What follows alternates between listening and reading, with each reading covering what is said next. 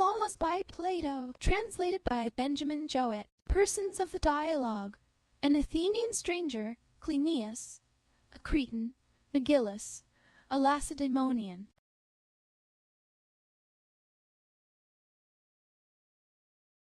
Laws by Plato, Book 1, translated by Benjamin Jowett.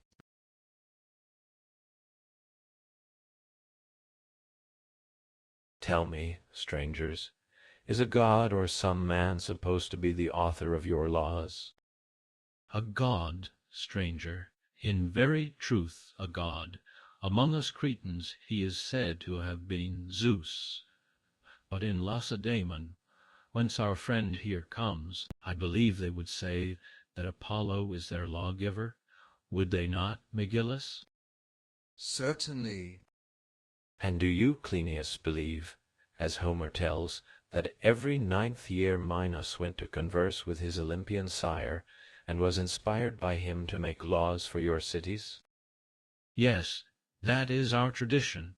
And there was Rhadamanthus, a brother of his, with whose name you are familiar.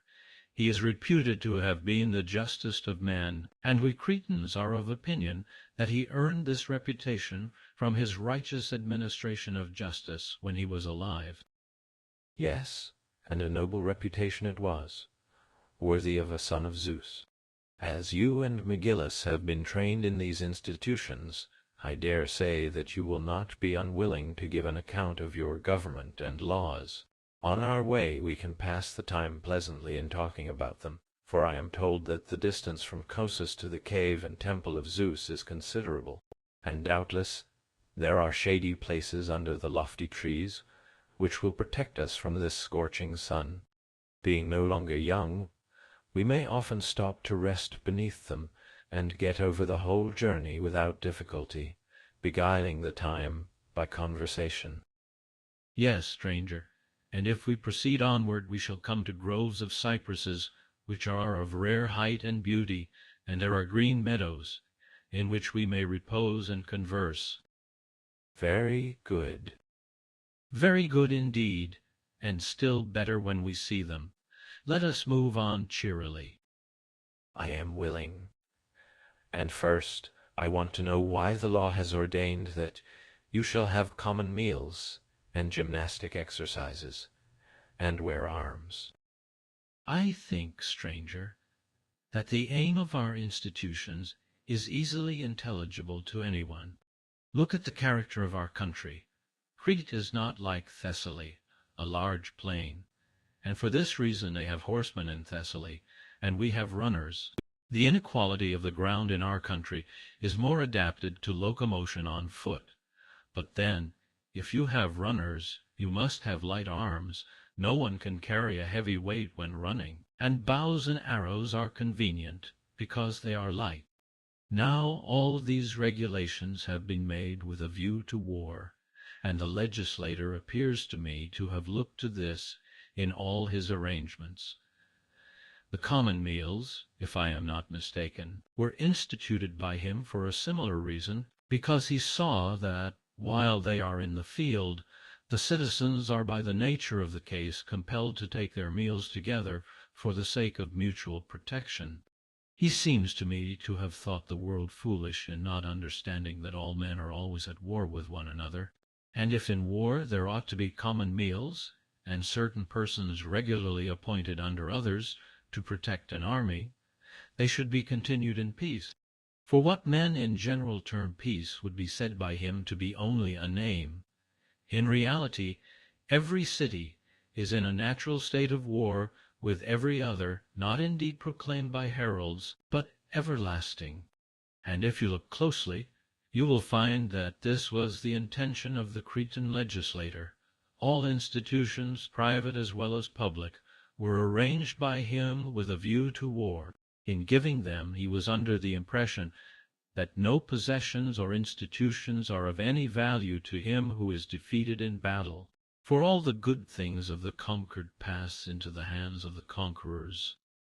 You appear to me, stranger, to have been thoroughly trained in the Cretan institutions, and to be well informed about them. Will you tell me a little more explicitly what is the principle of government which you would lay down. You seem to imagine that a well-governed state ought to be so ordered as to conquer all other states in war. Am I right in supposing this to be your meaning?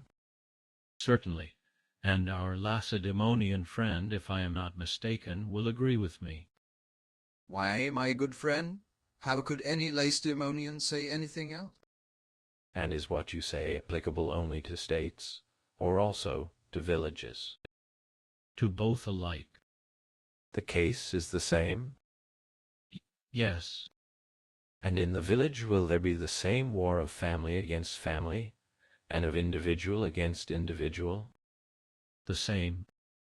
And should each man conceive himself to be his own enemy, what shall we say?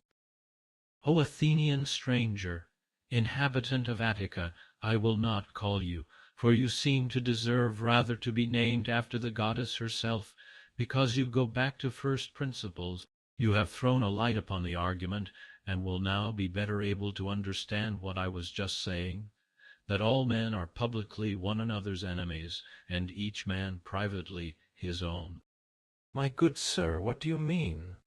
Moreover, there is a victory and defeat, the first and best of victories, the lowest and worst of defeats, which each man gains or sustains at the hands, not of another, but of himself.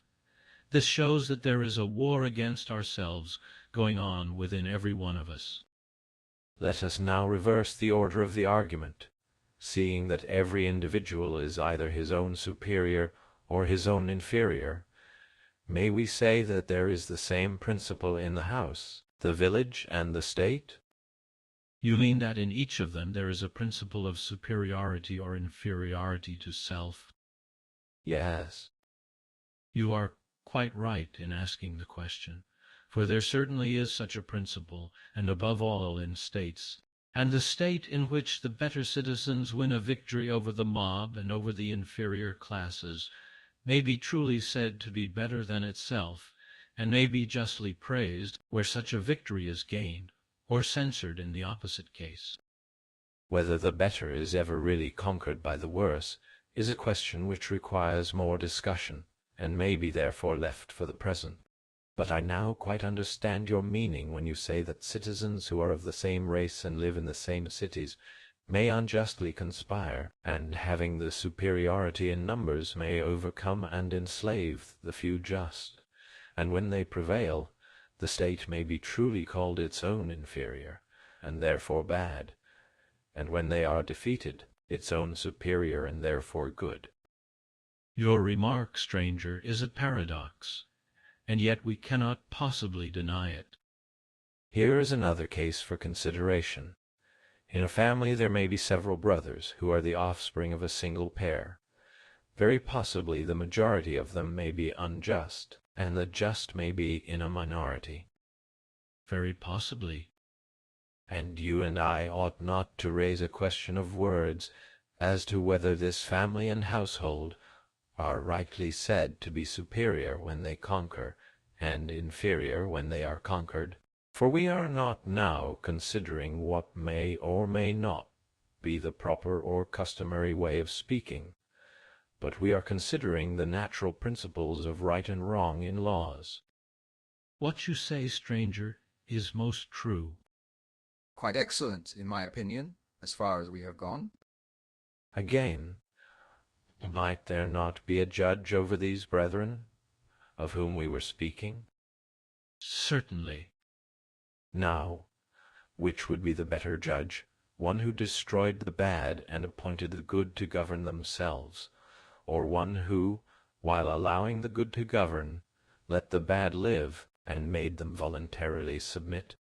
Or third, I suppose, in the scale of excellence might be placed a judge who, finding the family distracted, not only did not destroy anyone, but reconciled them to one another forever after, and gave them laws which they mutually observed, and was able to keep them friends. The last would be by far the best sort of judge and legislator. And yet the aim of all the laws which he gave would be the reverse of war. Very true. And will he who constitutes the state and orders the life of man have in view external war, or that kind of intestine war called civil, which no one, if he could prevent, would like to have occurring in his own state, and when occurring, every one would wish to be quit of as soon as possible. He would have the latter chiefly in view. And would he prefer that this civil war should be terminated by the destruction of one of the parties, and by the victory of the other, or that peace and friendship should be re-established, and that, being reconciled, they should give their attention to foreign enemies? Everyone would desire the latter in the case of his own state. And would not that also be the desire of the legislator? Certainly. And would not everyone always make laws for the sake of the best? To be sure. But war, whether external or civil, is not the best, and the need of either is to be deprecated, but peace with one another and good-will are best. Nor is the victory of the state over itself to be regarded as a really good thing, but as a necessity. A man might as well say that the body was in the best state when sick and purged by medicine, forgetting that there is also a state of the body which needs no purge, and, in like manner, no one can be a true statesman, whether he aims at the happiness of the individual or state, who looks only, or first of all, to external warfare, nor will he ever be a sound legislator, who orders peace for the sake of war, and not war for the sake of peace. I suppose that there is truth, stranger, in that remark of yours, and yet I am greatly mistaken if war is not the entire aim and object of our own institutions, and also of the Lacedaemonian. I dare say, but there is no reason why we should rudely quarrel with one another about your legislators, instead of gently questioning them, seeing that both we and they are equally in earnest. Please follow me and the argument closely, and first I will put forward TorToiSe-tts, an Athenian by birth, but also a Spartan citizen, who of all men was most eager about war. Well, he says, I sing not, I care not about any man, even if he were the richest of men, and possessed every good eye, and then he gives a whole list of them, if he be not at all times a brave warrior. I imagine that you, too, must have heard his poems. Our Lacedaemonian friend has probably heard more than enough of them. Very true. And they have found their way from Lacedaemon to Crete. Come now, and let us all join in asking this question of TorToiSe. O most divine poet, we will say to him, the excellent praise which you have bestowed on those who excel in war sufficiently proves that you are wise and good, and I and Megillus and Cleinias of Knossos do, as I believe, entirely agree with you. But we should like to be quite sure that we are speaking of the same men. Tell us, then, do you agree with us in thinking that there are two kinds of war, or what would you say? A far inferior man to TorToiSe would have no difficulty in replying quite truly, that war is of two kinds. One which is universally called civil war, and is, as we were just now saying, of all wars the worst. The other, as we should all admit, in which we fall out with other nations, who are of a different race, is a far milder form of warfare. Certainly far milder. Well now, when you praise and blame war in this high-flown strain, whom are you praising or blaming, and to which kind of war are you referring? I suppose that you must mean foreign war, if I am to judge from expressions of yours, in which you say that you abominate those who refuse to look upon fields of blood, and will not draw near and strike at their enemies. And we shall naturally go on to say to him, you, TorToiSe, as it seems, praise those who distinguish themselves in external and foreign war, and he must admit this. Evidently. They are good, but we say that there are still better men whose virtue is displayed in the greatest of all battles. And we too have a poet whom we summon as a witness, Theonius, citizen of Megara in Sicily, Cyrnus, he who is faithful in a civil broil, is worth his weight in gold and silver, and such an one is far better, as we affirm, than the other in a more difficult kind of war, much in the same degree as justice and temperance and wisdom, when united with courage, are better than courage only. For a man cannot be faithful and good in civil strife without having all virtue. But in the war of which TorToiSe speaks, many a mercenary soldier will take his stand and be ready to die at his post, and yet they are generally and almost without exception insolent, unjust, violent men, and the most senseless of human beings. You will ask what the conclusion is, and what I am seeking to prove. I maintain that the divine legislator of Crete, like any other who is worthy of consideration, will always and above all things in making laws have regard to the greatest virtue, which, according to Theognis, is loyalty in the hour of danger, and may be truly called perfect justice, whereas that virtue which TorToiSe highly praises is well enough, and was praised by the poet at the right time, yet in place and dignity may be said to be only fourth-rate. It ranks after justice, temperance, and wisdom. Stranger, we are degrading our inspired lawgiver to a rank which is far beneath him. Nay, I think that we degrade not him, but ourselves, if we imagine that Lycurgus and Minos laid down laws both in Lacedaemon and Crete, mainly with a view to war. What ought we to say then?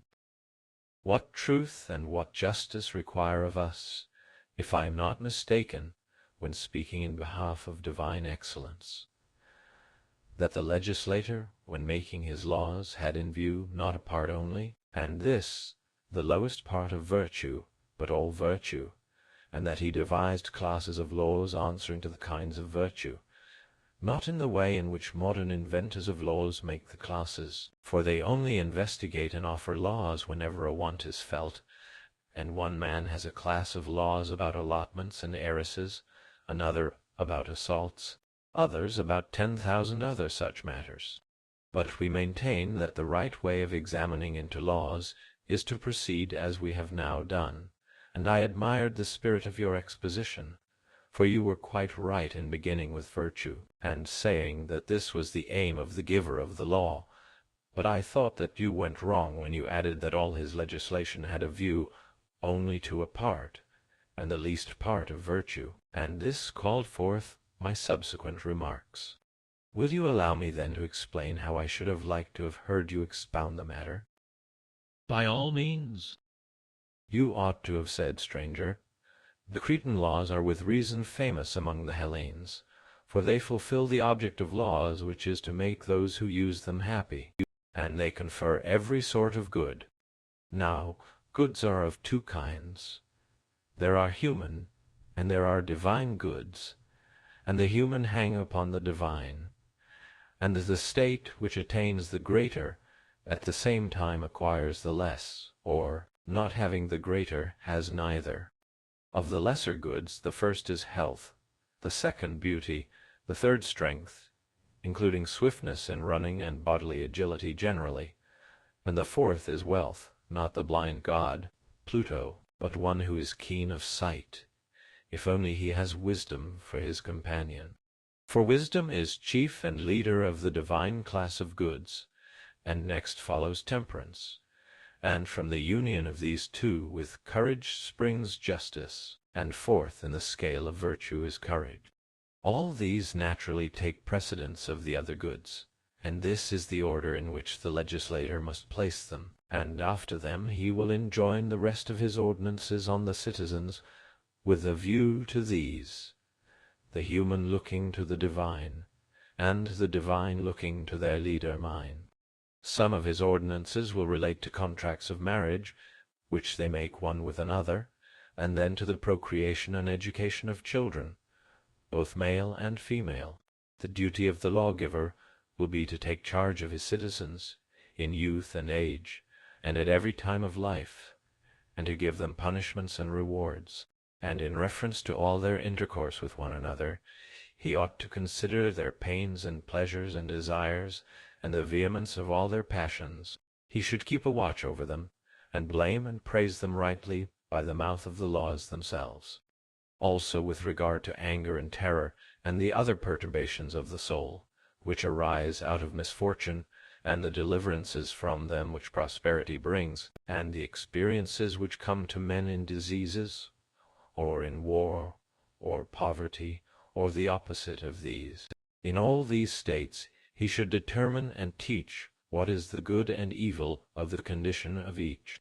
In the next place, the legislator has to be careful how the citizens make their money, and in what way they spend it, and to have an eye to their mutual contracts and dissolutions of contracts, whether voluntary or involuntary. He should see how they order all this, and consider where justice as well as injustice is found, or is wanting, in their several dealings with one another, and honor those who obey the law, and impose fixed penalties on those who disobey, until the round of civil life is ended, and the time has come for the consideration of the proper funeral rites and honors of the dead.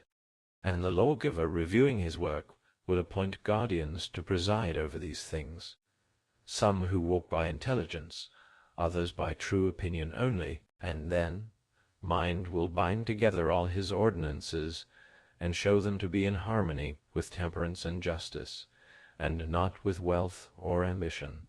This is the spirit, stranger, in which I was and am desirous that you should pursue the subject.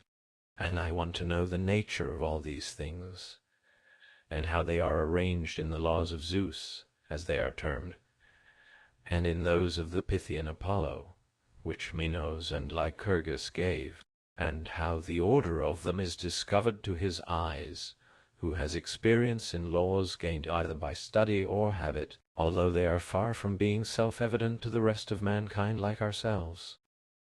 How shall we proceed, stranger? I think that we must begin again as before, and first consider the habit of courage. And then we will go on and discuss another, and then another form of virtue, if you please. In this way we shall have a model of the whole, and with these and similar discourses we will beguile the way. And when we have gone through all the virtues, we will show, by the grace of God, that the institutions of which I was speaking look to virtue. Very good. And suppose that you first criticize this praiser of Zeus and the laws of Crete. I will try to criticize you and myself as well as him, for the argument is a common concern. Tell me, were not first the Syssitia, and secondly the Gymnasia, invented by your legislator with a view to war? Yes. And what comes third, and what fourth? For that, I think, is the sort of enumeration which ought to be made of the remaining parts of virtue, no matter whether you call them parts, or what their name is, provided the meaning is clear. Then I, or any other Lacedaemonian, would reply that hunting is third in order. Let us see if we can discover what comes fourth and fifth. I think that I can get as far as the fourth head, which is the frequent endurance of pain, exhibited among us Spartans in certain hand-to-hand fights, also in stealing with the prospect of getting a good beating. There is, too, the so-called crypteia, or secret service, in which wonderful endurance is shown. Our people wander over the whole country by day and by night, and even in winter have not a shoe to their foot, and are without beds to lie upon, and have to attend upon themselves. Marvelous, too, is the endurance which our citizens show in their naked exercises, contending against the violent summer heat. And there are many similar practices, to speak of which in detail would be endless. Excellent, O Lacedaemonian stranger. But how ought we to define courage? Is it to be regarded only as a combat against fears and pains, or also against desires and pleasures, and against flatteries, which exercise such a tremendous power that they make the hearts even of respectable citizens to melt like wax? I should say the latter. In what preceded, as you will remember, Our Cnosian friend was speaking of a man or a city being inferior to themselves. Were you not, Cleinias? I was. Now, which is in the truest sense inferior? The man who is overcome by pleasure or by pain? I should say the man who is overcome by pleasure, for all men deem him to be inferior in a more disgraceful sense than the other who is overcome by pain. But surely the lawgivers of Crete and Lacedaemon have not legislated for a courage which is lame of one leg, able only to meet attacks which come from the left, but impotent against the insidious flatteries which come from the right? Able to meet both, I should say. Then let me once more ask, what institutions have you in either of your states, which give a taste of pleasures, and do not avoid them any more than they avoid pains, but which set a person in the midst of them, and compel or induce him by the prospect of reward to get the better of them? Where is an ordinance about pleasure similar to that about pain to be found in your laws? Tell me what there is of this nature among you. What is there which makes your citizen equally brave against pleasure and pain, conquering what they ought to conquer, and superior to the enemies who are most dangerous and nearest home? I was able to tell you, stranger, many laws which were directed against pain, but I do not know that I can point out any great or obvious examples of similar institutions which are concerned with pleasure. There are some lesser provisions, however, which I might mention. Neither can I show anything of that sort which is at all equally prominent in the Cretan laws. No wonder, my dear friends, and if, as is very likely in our search after the true and good, one of us may have to censure the laws of the others, we must not be offended, but take kindly what another says. You are quite right, Athenian stranger, and we will do as you say. At our time of life, Cleinias, there should be no feeling of irritation. Certainly not. I will not at present determine whether he who censures the Cretan or Lacedaemonian polities is right or wrong, but I believe that I can tell better than either of you what the many say about them. For assuming that you have reasonably good laws, one of the best of them will be the law forbidding any young men to inquire which of them are right or wrong. But with one mouth and one voice they must all agree that the laws are all good, for they came from God, and anyone who says the contrary is not to be listened to. But an old man who remarks any defect in your laws may communicate his observation to a ruler, or to an equal in years when no young man is present. Exactly so, stranger, and like a diviner, although not there at the time, you seem to me quite to have hit the meaning of the legislator, and to say what is most true. As there are no young men present, and the legislator has given old men free license, there will be no impropriety in our discussing these very matters now that we are alone. True, and therefore you may be as free as you like in your censure of our laws, for there is no discredit in knowing what is wrong. He who receives what is said in a generous and friendly spirit will be all the better for it. Very good, however. I am not going to say anything against your laws until to the best of my ability I have examined them, but I am going to raise doubts about them, for you are the only people known to us, whether Greek or barbarian, whom the legislator commanded to eschew all great pleasures and amusements, and never to touch them, whereas in the matter of pains or fears which we have just been discussing, he thought that they who from infancy had always avoided pains and fears and sorrows, when they were compelled to face them, would run away from those who were hardened in them, and would become their subject. Now the legislator ought to have considered that this was equally true of pleasure.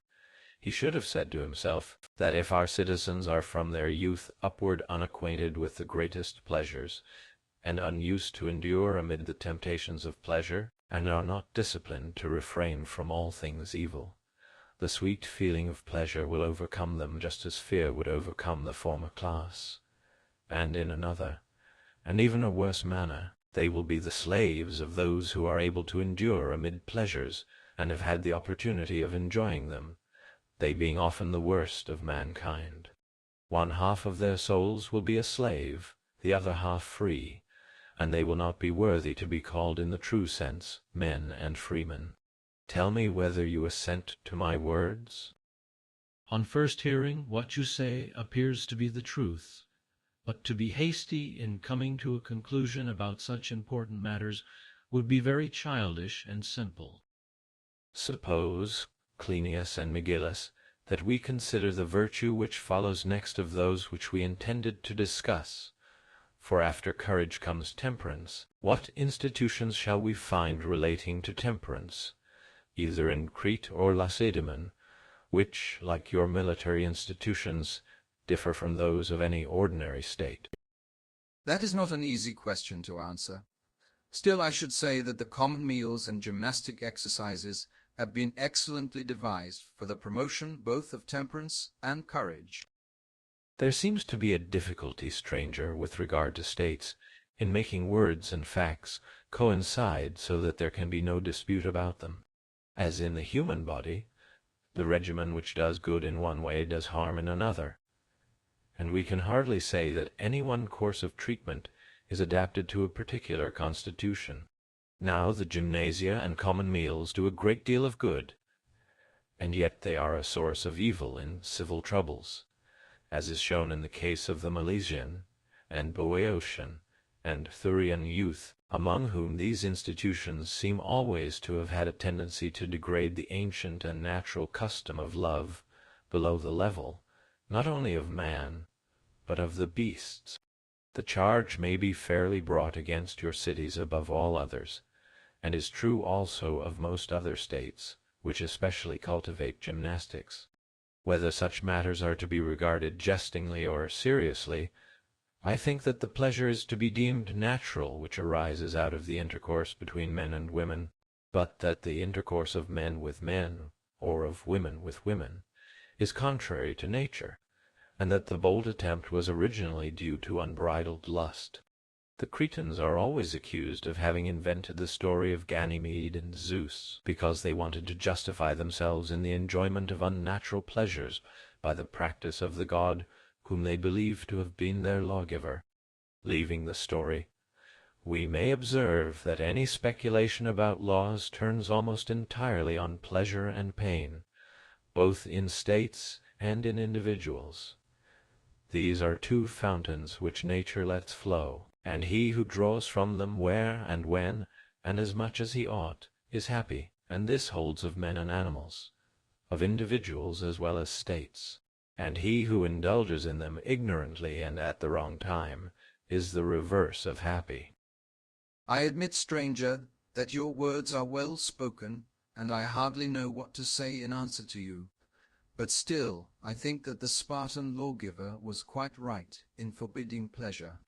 Of the Cretan laws, I shall leave the defense to my Gnosian friend. But the laws of Sparta, in as far as they relate to pleasure, appear to me to be the best in the world, for that which leads mankind in general into the wildest pleasure and license, and every other folly, the law has clean driven out, and neither in the country nor in towns which are under the control of Sparta will you find revelries and the many incitements of every kind of pleasure which accompany them, and anyone who meets a drunken and disorderly person will immediately have him most severely punished, and will not let him off on any pretense, not even at the time of a Dionysiac festival, although I have remarked that this may happen at your performances on the cart, as they are called, and among our Tarentine colonists I have seen the whole city drunk at a Dionysiac festival, but nothing of the sort happens among us. O Lacedaemonian stranger, these festivities are praiseworthy where there is a spirit of endurance, but are very senseless when they are under no regulations. In order to retaliate, an Athenian has only to point out the license which exists among your women. To all such accusations, whether they are brought against the Tarentines or us, or you, there is one answer which exonerates the practice in question from impropriety. When a stranger expresses wonder at the singularity of what he sees, any inhabitant will naturally answer him, "Wonder not, O stranger. This is our custom, and you may very likely have some other custom about the same things." Now we are speaking, my friends, not about men in general, but about the merits and defects of the lawgivers themselves. Let us then discourse a little more at length about intoxication, which is a very important subject, and will seriously task the discrimination of the legislator. I am not speaking of drinking or not drinking wine at all, but of intoxication.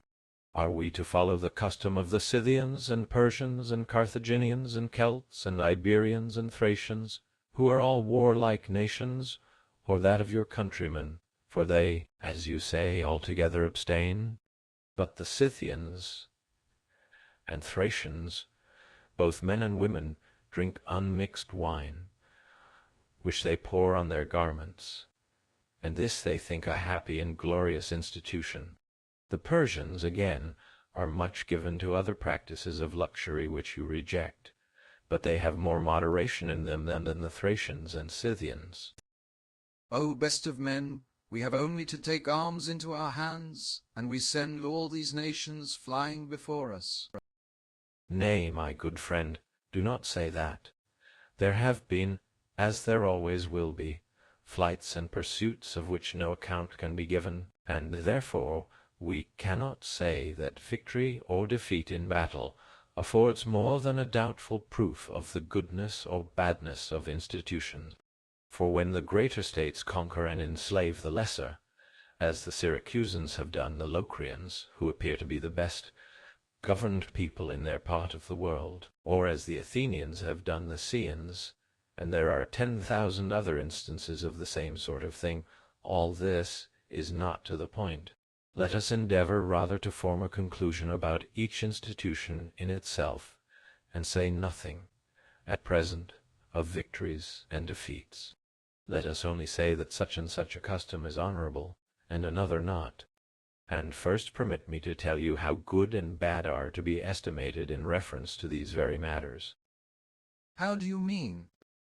All those who are ready at a moment's notice to praise or censure any practice which is matter of discussion seem to me to proceed in a wrong way. Let me give you an illustration of what I mean. You may suppose a person to be praising wheat as a good kind of food, whereupon another person instantly blames wheat, without ever inquiring into its effect or use, or in what way, or to whom, or with what, or in what state and how wheat is to be given. And that is just what we are doing in this discussion. At the very mention of the word intoxication, one side is ready with their praises, and the other with their censures, which is absurd. For either side adduce their witnesses and approvers, and some of us think that we speak with authority because we have many witnesses, and others because they see those who abstain conquering in battle, and this again is disputed by us. Now I cannot say that I shall be satisfied if we go on discussing each of the remaining laws in the same way. And about this very point of intoxication I should like to speak in another way, which I hold to be the right one. For if number is to be the criterion, are there not myriads upon myriads of nations ready to dispute the point with you, who are only 2 cities? I shall gladly welcome any method of inquiry which is right. Let me put the matter thus. Suppose a person to praise the keeping of goats and the creatures themselves as capital things to have, and then someone who had seen goats feeding without a goatherd in cultivated spots, and doing mischief, were to censure a goat or any other animal who has no keeper, or a bad keeper. Would there be any sense or justice in such censure? Certainly not. Does a captain require only to have nautical knowledge in order to be a good captain, whether he is seasick or not? What do you say? I say that he is not a good captain if, although he have nautical skill, he is liable to sea sickness. And what would you say of the commander of an army? Will he be able to command merely because he has military skill, if he be a coward, who, when danger comes, is sick and drunk with fear? Impossible. And what if besides being a coward he has no skill? He is a miserable fellow, not fit to be a commander of men, but only of old women.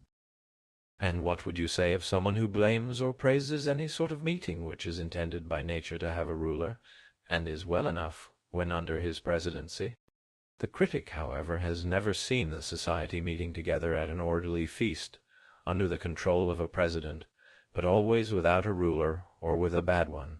When observers of this class praise or blame such meetings, are we to suppose that what they say is of any value? Certainly not if they have never seen or been present at such a meeting when rightly ordered. Reflect. May not banqueters and banquets be said to constitute a kind of meeting? Of course. And did anyone ever see this sort of convivial meeting rightly ordered? Of course you too will answer that you have never seen them at all, because they are not customary or lawful in your country. But I have come across many of them in many different places, and moreover, I have made inquiries about them wherever I went, as I may say, and never did I see or hear of anything of the kind which was carried on altogether rightly. In some few particulars they might be right, but in general they were utterly wrong. What do you mean, stranger, by this remark? Explain. For we, as you say, from our inexperience in such matters, might very likely not know, even if they came in our way, what was right or wrong in such societies. Likely enough. Then let me try to be your instructor. You would acknowledge, would you not, that in all gatherings of mankind, of whatever sort, there ought to be a leader? Certainly I should. And we were saying just now that when men are at war, the leader ought to be a brave man. We were. The brave man is less likely than the coward to be disturbed by fears. That again is true. And if there were a possibility of having a general of an army who was absolutely fearless and imperturbable, should we not by all means appoint him? Assuredly. Now, however, we are speaking not of a general who is to command an army, when foe meets foe in time of war, but of one who is to regulate meetings of another sort, when friend meets friend in time of peace. True. And that sort of meeting, if attended with drunkenness, is apt to be unquiet. Certainly, the reverse of quiet. In the first place, then, the revellers as well as the soldiers will require a ruler. To be sure, no man more so. And we ought, if possible, to provide them with a quiet ruler. Of course. And he should be a man who understands society, for his duty is to preserve the friendly feelings which exist among the company at the time, and to increase them for the future by his use of the occasion. Very true. Must we not appoint a sober man and a wise to be our master of the revels? For if the ruler of drinkers be himself young and drunken, and not over-wise, only by some special good fortune will he be saved from doing some great evil. It will be by a singular good fortune that he is saved. Now suppose such associations to be framed in the best way possible in states, and that someone blames the very fact of their existence. He may very likely be right. But if he blames a practice which he only sees very much mismanaged, he shows in the first place that he is not aware of the mismanagement, and also not aware that everything done in this way will turn out to be wrong, because done without the superintendence of a sober ruler. Do you not see that a drunken pilot or a drunken ruler of any sort will ruin ship, chariot, army, anything in short, of which he has the direction? The last remark is very true, stranger, and I see quite clearly the advantage of an army having a good leader. He will give victory in war to his followers, which is a very great advantage, and so of other things. But I do not see any similar advantage which either individuals or states gain from the good management of a feast. And I want you to tell me what great good will be effected, supposing that this drinking ordinance is duly established. If you mean to ask what great good accrues to the state from the right training of a single youth or of a single chorus, when the question is put in that form, we cannot deny that the good is not very great in any particular instance. But if you ask what is the good of education in general, the answer is easy: that education makes good men, and that good men act nobly, and conquer their enemies in battle, because they are good. Education certainly gives victory, although victory sometimes produces forgetfulness of education. For many have grown insolent from victory in war, and this insolence has engendered in them innumerable evils, and many a victory has been and will be suicidal to the victors. But education is never suicidal. You seem to imply, my friend, that convivial meetings, when rightly ordered, are an important element of education. Certainly I do. And can you show that what you have been saying is true? To be absolutely sure of the truth of matters concerning which there are many opinions is an attribute of the gods not given to man, stranger, but I shall be very happy to tell you what I think, especially as we are now proposing to enter on a discussion concerning laws and constitutions. Your opinion, stranger, about the questions which are now being raised is precisely what we want to hear. Very good. I will try to find a way of explaining my meaning, and you shall try to have the gift of understanding me. But first, let me make an apology. The Athenian citizen is reputed among all the Hellenes to be a great talker, whereas Sparta is renowned for brevity, and the Cretans have more wit than words. Now I am afraid of appearing to elicit a very long discourse out of very small materials. For drinking indeed may appear to be a slight matter, and yet is one which cannot be rightly ordered according to nature, without correct principles of music. These are necessary to any clear or satisfactory treatment of the subject, and music again runs up into education generally, and there is much to be said about all this. What would you say then to leaving these matters for the present, and passing on to some other question of law? O Athenian stranger, let me tell you what perhaps you do not know, that our family is the proxenus of your state. I imagine that from their earliest youth all boys, when they are told that they are the proxeni of a particular state, feel kindly towards their second country, and this has certainly been my own feeling. I can well remember from the days of my boyhood how, when any Lacedaemonians praised or blamed the Athenians, they used to say to me, "See, Megillus, how ill or how well, as the case might be, has your state treated us, and having always had to fight your battles against detractors, when I heard you assailed, I became warmly attached to you, and I always liked to hear the Athenian tongue spoken. The common saying is quite true, that a good Athenian is more than ordinarily good, for he is the only man who is freely and genuinely good by the divine inspiration of his own nature, and is not manufactured. Therefore be assured that I shall like to hear you say whatever you have to say." Yes, stranger, and when you have heard me speak, say boldly what is in your thoughts. Let me remind you of a tie which unites you to Crete. You must have heard here the story of the prophet Epimenides, who was of my family, and came to Athens 10 years before the Persian War, in accordance with the response of the oracle, and offered certain sacrifices which the god commanded. The Athenians were at that time in dread of the Persian invasion, and he said that for 10 years they would not come, and that when they came, they would go away again without accomplishing any of their objects, and would suffer more evil than they inflicted. At that time my forefathers formed ties of hospitality with you. Thus ancient is the friendship which I and my parents have had for you.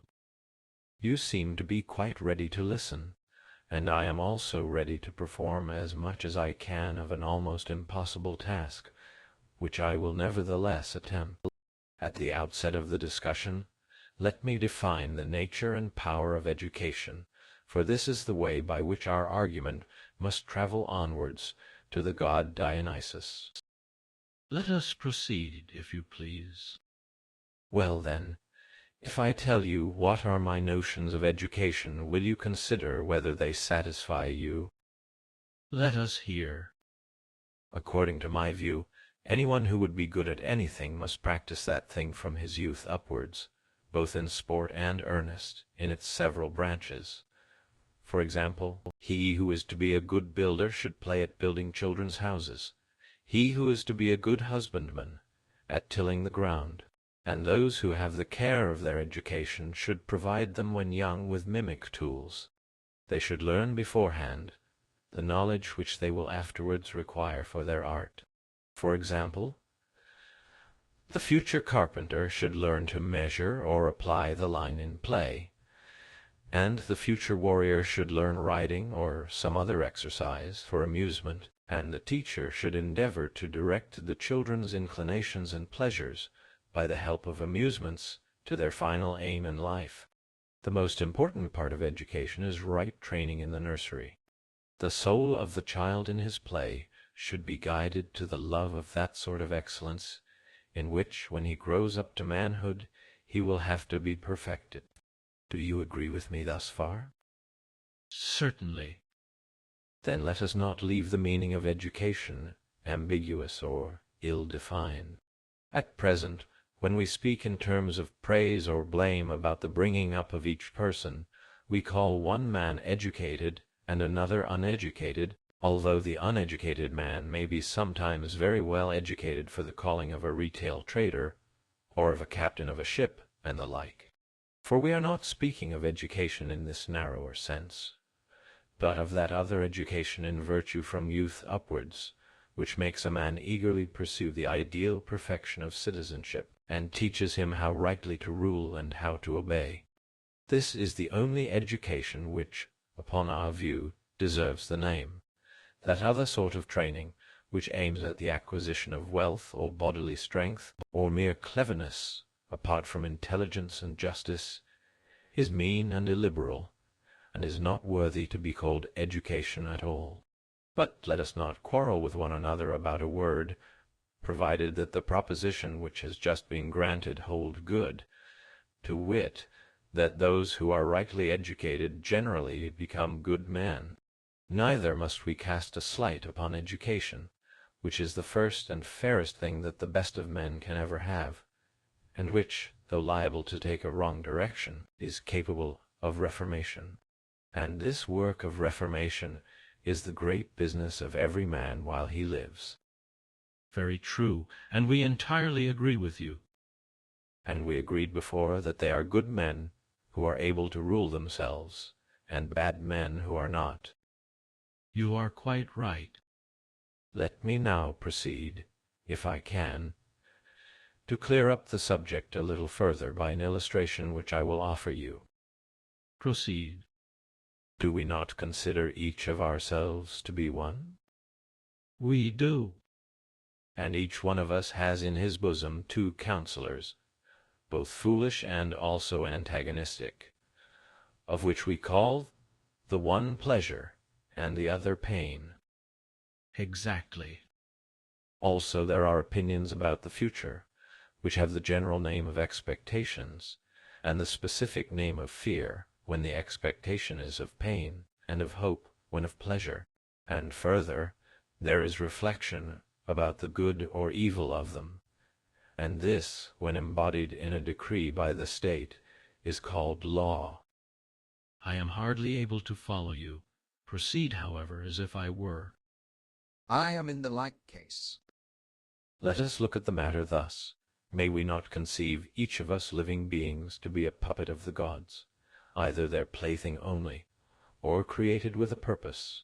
Which of the two we cannot certainly know, but we do know that these affections in us are like cords and strings, which pull us different in opposite ways and to opposite actions, and herein lies the difference between virtue and vice. According to the argument, there is one among these cords which every man ought to grasp and never let go, but to pull with it against all the rest, and this is the sacred and golden cord of reason, called by us the common law of the state, There are others which are hard and of iron, but this one is soft because golden, and there are several other kinds. Now we ought always to cooperate with the lead of the best, which is law. For inasmuch as reason is beautiful and gentle and not violent, her rule must needs have ministers in order to help the golden principle in vanquishing the other principles. And thus the moral of the tale about our being puppets will not have been lost, and the meaning of the expression superior or inferior to a man's self will become clearer, and the individual, attaining to right reason in this matter of pulling the strings of the puppet, should live according to its rule, while the city, receiving the same from some god or from one who has knowledge of these things, should embody it in a law, to be her guide in her dealings with herself and with other states. In this way virtue and vice will be more clearly distinguished by us, and when they have become clearer, education and other institutions will in like manner become clearer, and in particular that question of convivial entertainment, which may seem, perhaps, to have been a very trifling matter, and to have taken a great many more words than were necessary. Perhaps, however, the theme may turn out not to be unworthy of the length of discourse. Very good. Let us proceed with any inquiry which really bears on our present object. Proceed. Suppose that we give this puppet of ours drink. What will be the effect on him?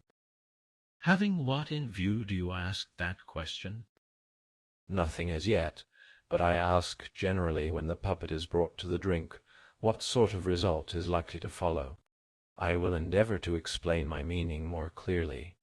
What I am now asking is this: does the drinking of wine heighten and increase pleasures and pains and passions and loves? Very greatly. And are perception and memory and opinion and prudence heightened and increased? Do not these qualities entirely desert a man if he becomes saturated with drink? Yes, they entirely desert him. Does he not return to the state of soul in which he was when a young child? He does. Then at that time he will have the least control over himself. The least. And will he not be in a most wretched plight?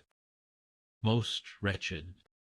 Then not only an old man, but also a drunkard becomes a second time a child. Well said, stranger. Is there any argument which will prove to us that we ought to encourage the taste for drinking, instead of doing all we can to avoid it? I suppose that there is. You, at any rate, were just now saying that you were ready to maintain such a doctrine. True, I was, and I am ready still, seeing that you have both declared that you are anxious to hear me. To be sure we are, if only for the strangeness of the paradox, which asserts that a man ought of his own accord to plunge into utter degradation. Are you speaking of the soul? Yes. And what would you say about the body, my friend? Are you not surprised at any one of his own accord bringing upon himself deformity, leanness, ugliness, decrepitude? Certainly. Yet when a man goes of his own accord to a doctor's shop and takes medicine, is he not aware that soon, and for many days afterwards, he will be in a state of body which he would die rather than accept as the permanent condition of his life? Are not those who train in gymnasia, at first, beginning reduced to a state of weakness? Yes, all that is well known. Also that they go of their own accord for the sake of the subsequent benefit? Very good. And we may conceive this to be true in the same way of other practices? Certainly. And the same view may be taken of the pastime of drinking wine, if we are right in supposing that the same good effect follows. To be sure. If such convivialities should turn out to have any advantage equal in importance to that of gymnastic, they are in their very nature to be preferred to mere bodily exercise, inasmuch as they have no accompaniment of pain. True, but I hardly think that we shall be able to discover any such benefits to be derived from them. That is just what we must endeavor to show. And let me ask you a question. Do we not distinguish two kinds of fear, which are very different? What are they? There is the fear of expected evil. Yes. And there is the fear of an evil reputation. We are afraid of being thought evil, because we do or say some dishonorable thing, which fear we and all men term shame. Certainly. These are the two fears, as I called them, one of which is the opposite of pain and other fears, and the opposite also of the greatest and most numerous sort of pleasures. Very true. And does not the legislator and everyone who is good for anything hold this fear in the greatest honor? This is what he terms reverence, and the confidence which is the reverse of this he terms insolence, and the latter he always deems to be a very great evil, both to individuals and to states. True. Does not this kind of fear preserve us in many important ways? What is there which so surely gives victory and safety in war? For there are two things which give victory: confidence before enemies and fear of disgrace before friends. There are. Then each of us should be fearless and also fearful, and why we should be either has now been determined. Certainly. And when we want to make anyone fearless, we and the law bring him face to face with many fears. Clearly. And when we want to make him rightly fearful, must we not introduce him to shameless pleasures, and train him to take up arms against them, and to overcome them? Or does this principle apply to courage only, and must he who would be perfect in valor fight against and overcome his own natural character? Since if he be unpractised and inexperienced in such conflicts, he will not be half the man which he might have been. And are we to suppose that with temperance it is otherwise, and that he who has never fought with the shameless and unrighteous temptations of his pleasures and lusts, and conquered them, in earnest and in play, by word, deed, and act, will still be perfectly temperate?